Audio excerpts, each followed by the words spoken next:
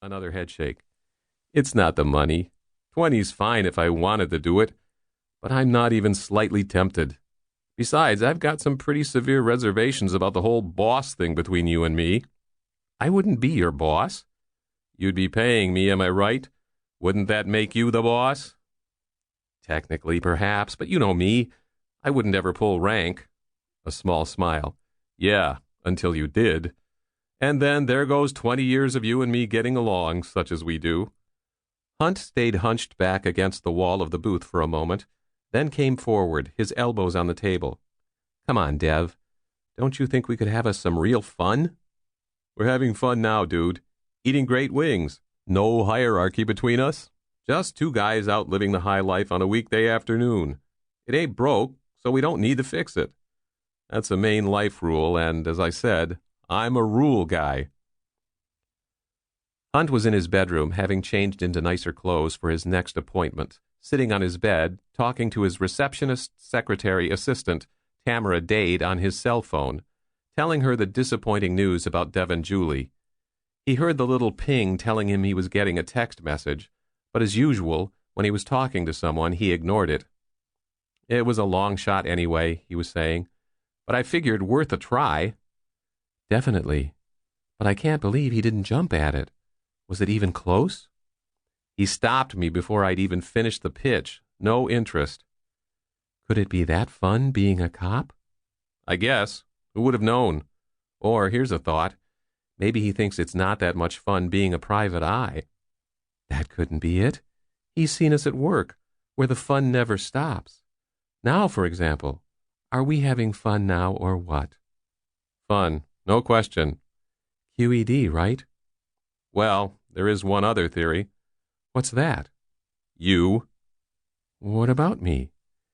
He finds you too attractive to deal with and is afraid if he works around you every day, it'll impact his marriage to Connie. Right, Wyatt. Again he heard the tone indicating a message, and again he ignored it. No, seriously, Hunt continued. He's worried he'll become addled with wild sexual fantasies, unable to concentrate, eventually turn to drink, despair, and divorce. He mentioned this to you, did he? Use the word addled? Not exactly. I read between the lines, though. It was kind of sad. I'd imagine, she said. He said goodbye and touched the end bar on the face of his cell phone. The latest text message, the second message, the one that showed on his screen, was from Tamara's brother, Mickey, but to Hunt it barely registered. The messages could wait. Hunt didn't want any interruptions at the moment, and he held down the button to turn the power off and then slipped the cell phone into its holster. Frowning, he swore under his breath. Why did he bring up that lame attempt at humor to Tamara? That Julie thought she was too attractive to work around? Distracting? Addle-making? When it was he who was having the problem. Since 1912, the Mission Club had made its home in the Kearney Mansion, an enormous yet gracious 4-story stucco structure on Nob Hill Circle, just around the corner and a little downhill from the Fairmont and Mark Hopkins hotels. Its membership includes 183 members, never more, sometimes less, making it the most exclusive private club in the city. The club employed a male butler, Taylor, a chiseled-faced, strongly built African-American in his late 50s or early 60s. Taylor was leading Hunt back to his meeting room when Hunt touched his arm and stopped their progress to check his reflection in the foyer's mirror. He was wearing his best slacks and sports coat, but, as always when he came here, he felt inadequately turned out. "You look fine, sir," Taylor intoned. Taylor was in a tuxedo.